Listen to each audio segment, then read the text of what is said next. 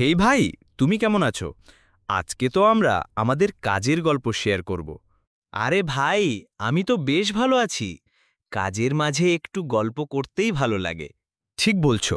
জানো, আমি গত বছর একটা ছোট্ট দোকান খুলেছিলাম। প্রথমে অনেক কষ্ট হয়েছিল, কিন্তু ধীরে ধীরে ভালো হয়ে গেছে। দোকান দারুণ। আমিও কাজ করি, তবে আমি একজন ফ্রিল্যান্সার ওয়েব ডিজাইনার।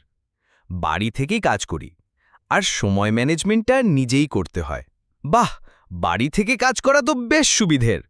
আমার দোকানে কখনো ক্লায়েন্ট বেশি আসে, তখন তো অনেক চাপ পড়ে। হ্যাঁ, চাপ থাকবেই, কিন্তু নিজের পছন্দের কাজ করতে পারাটা আলাদা আনন্দ দেয়। তুমি কি কখনো অনলাইন কাজ করার কথা ভেবেছ? ভেবেছি অবশ্যই, কিন্তু আমার প্রযুক্তি জানার দরকার ছিল। এখন আমি একটু একটু করে শিখছি। ভবিষ্যতে ওটা করব।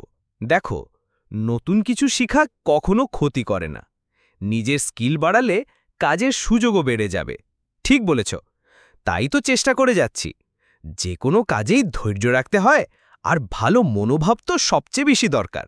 একদম ঠিক। আমাদের দুইজনের কাজের গল্প থেকে সবাই শিখুক। কঠোর পরিশ্রম আর ধৈর্যই সাফল্যের চাবিকাঠি। ঠিক আছে ভাই, আজকের মতো এতটুকুই। আবার গল্প হবে। ঠিক আছে ভাই, ভালো থেকো।